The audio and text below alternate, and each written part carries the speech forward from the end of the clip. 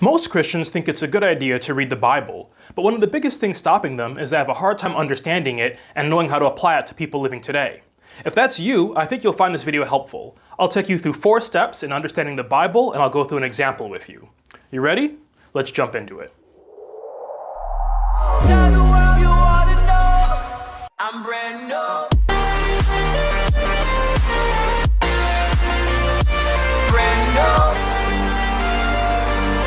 I'm brand new. The Bible is a big book, and it's pretty intimidating. But in reality, it's actually a collection of 66 different books with 45 different authors written over a time span of 1,500 years. Now, besides being big, most people don't even know where to start. As Christians, we believe God's Word is both living and active. Sure, we can look around the world and we can conclude that God exists, but we only know who that God is by Him telling and showing us in His Word. And that's what the Bible is. So as Christians, we read the Bible to know who God is and what He's saying for people living today. First off, I think it's helpful if we understand the Bible as one big story where all the parts fit together, rather than 66 individual stories.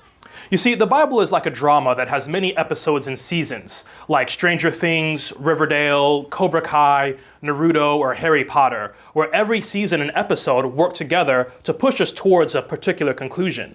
It's not a sitcom like The Simpsons or SpongeBob, where it doesn't matter what season or episode you watch, because every single episode is its own standalone package. So, when we read the Bible, we aren't just turning to a page at random and mystically coming up with whatever meaning we might feel like, or creating our own meaning from the text at face value. We're actually trying to discover the meaning that's already there in the text. Imagine never watching any Avengers film, and then suddenly jumping into a 2-minute scene from Infinity War. Think you'd be able to figure out what's going on? Probably not. And you'd probably misunderstand the purpose of that scene you just watched because you don't know about what happens before or after it. So you wouldn't know if this scene is important or not. And it would be pretty foolish of you to try to invent your own purpose for that scene. So why do that with the Bible? Here's what could happen if you chose to read the Bible like that. All right, random page. Judas walked away and hanged himself. Ugh. Okay. Jesus said, "Go and do likewise." Ugh, don't like the sound of that. What have we got? Let's go over here.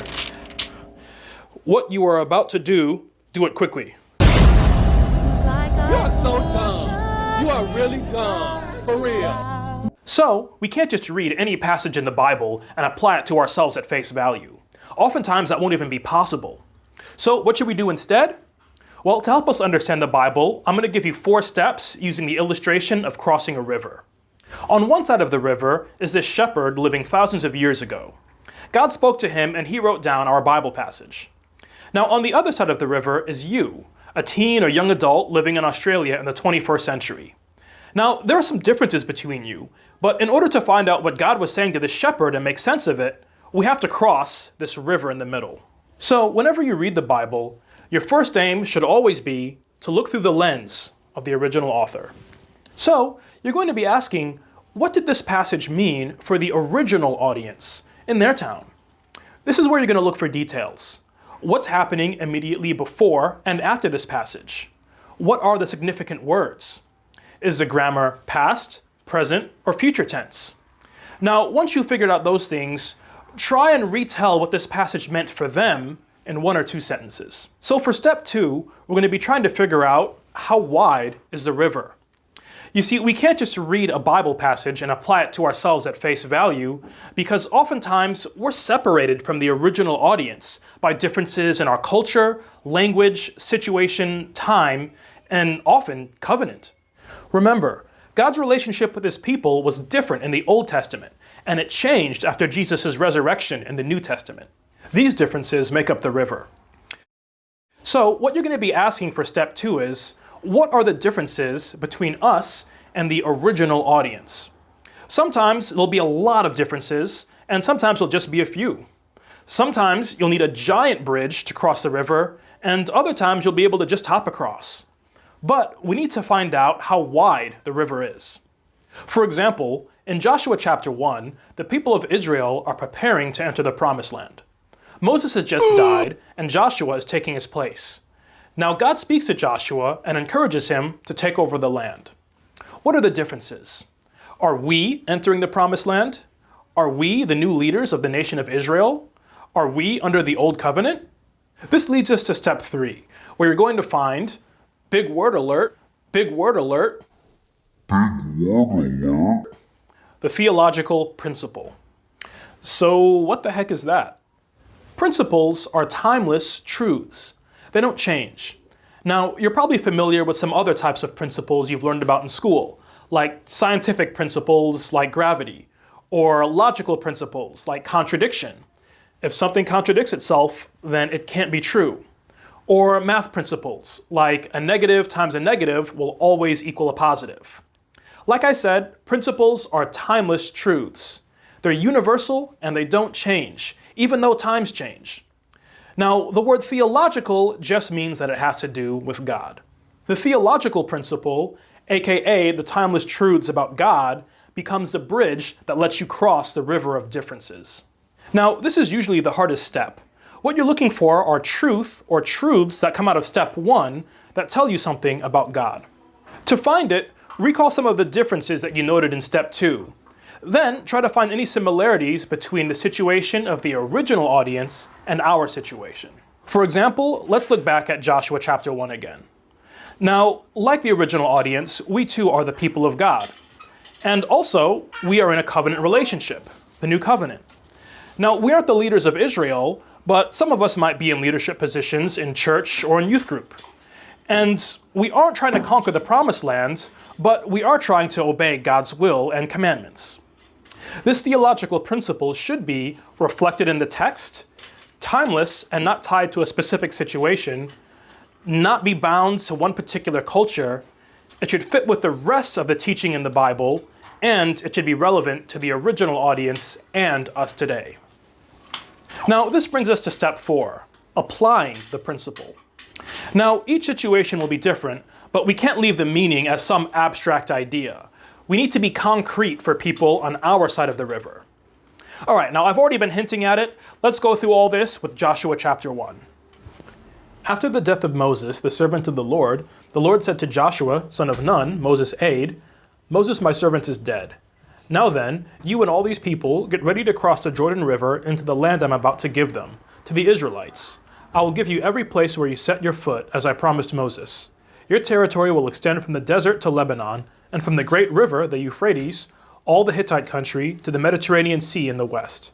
No one will be able to stand against you all the days of your life. As I was with Moses, so I will be with you. I will never leave you nor forsake you. Be strong and courageous, because you will lead these people to inherit the land I swore to their ancestors to give them. Be strong and very courageous. Be careful to obey all the law my servant Moses gave you. Do not turn from it to the right or to the left, that you may be successful wherever you go. Keep this book of the law always on your lips. Meditate on it day and night, so that you may be careful to do everything written in it. Then you will be prosperous and successful. Have I not commanded you? Be strong and courageous. Do not be afraid, do not be discouraged, for the Lord your God will be with you wherever you go." All right, so step 1. What did this mean for the original audience? Well, God commanded Joshua, the new leader of Israel, to draw strength and courage from his presence, to obey the law and to meditate on it, so that he would have success in conquering the promised land. All right, step 2. How wide is this river of differences? Well, we are not the new leaders of Israel, but some of us might be leaders in church. We're not called to go out and conquer the land of Canaan, the promised land, and we're not underneath the old covenant law. Step 3. What is the theological principle? Well, in order for us to be effective in serving God and to be successful in the task that he called us to, we need to be drawing strength and courage from his presence. We also need to be obedient to his word, and we need to be meditating on it constantly. All right, step 4, apply the principle. Now, there are many ways to apply this, so how about I leave you with 3 examples. 1, spend more time meditating on God's word by listening to Christian music in your room. 2, if God calls you to a new scary ministry, like teaching kids church or something, well, be strengthened and encouraged by his presence. Be obedient and focus on his word, the Bible. 3, if you're in a church leadership position, well then realize that successful Christian leadership requires strength and courage that flow from the presence of God. All right, so that's pretty much it. Now, just to recap the 4 steps we looked at today. Step 1, what did this passage mean to the original audience? Step 2, what are the differences between the original audience and us?